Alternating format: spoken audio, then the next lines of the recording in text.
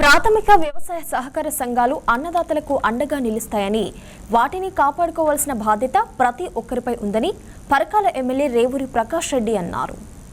సంగెం మండలం తీగరాజుపల్లి గ్రామ పరిధిలోని సోమ్లా తండాలో ఇండియన్ ఓవర్సీస్ బ్యాంక్ సౌజన్యంతో 18,50,000 రూపాయలతో నిర్మించిన కాపుల కనపర్తి పిఎసిఎస్ గోదాంను పరకాల ఎమ్మెల్యే రేవూరి ప్రకాష్ రెడ్డి ప్రజా ప్రతినిధులు అధికారులతో కలిసి ప్రారంభించారు. అంతకుముందు ఎగరాజపల్లి గ్రామంలోని బొడ్రాయి దుర్గమ్మ తల్లిలను దర్శించుకొని పూజలు నిర్వహించారు. ఈ సందర్భంగా ఆయన మాట్లాడారు. రైతుల యొక్క ఆర్థిక అభివృద్ధికి దోహదపడే విధంగా ఉండాలనే ఉద్దేశంతో సహకార సంఘ వ్యవస్థను ఏర్పాటు చేయడం జరిగింది.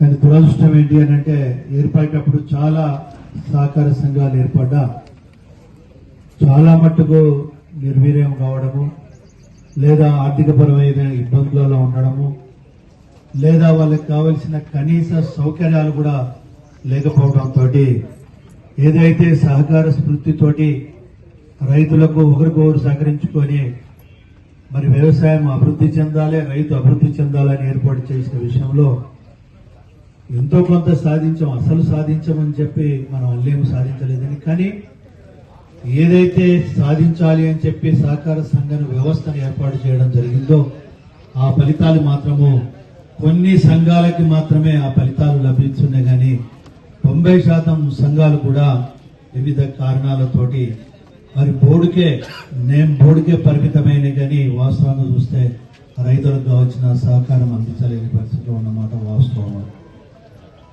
మరి అలాంటప్పుడు ఈ సహకార సంఘ వ్యవస్థను బలోపేతం చేస్తూ సంఘాలను కూడా బలోపేతం చేయవలసిన అవసరం ఉంది. ఒక రకంగా చెప్పాలంటే పునర్నిర్మాణం చేయవలసిన అవసరం కూడా ఉంది. నేను అందులోంచే ఎన్నికలప్పుడు కూడా ఒక మాట చెప్పాను. నేను రైతులకు వాళ్ళ కాళ్ళ మీద నిలబడాలి అని అంటే, ఆర్థికంగా అభివృద్ధి చెందాలి అంటే ప్రాథమికంగా 2-3 విషయాల మీద మనం దృష్టి పెట్టవలసిన అవసరం ఉంది.